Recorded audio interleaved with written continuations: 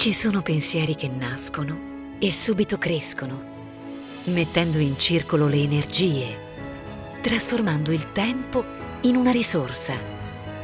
Sono pensieri che diventano parole, azioni che generano conoscenza.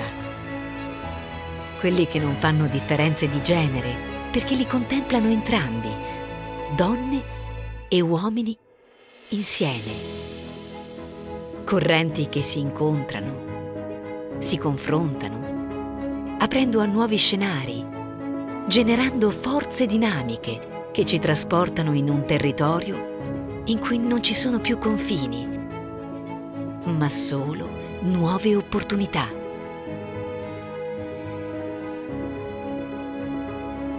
Rose and Blue, organizzazioni al plurale.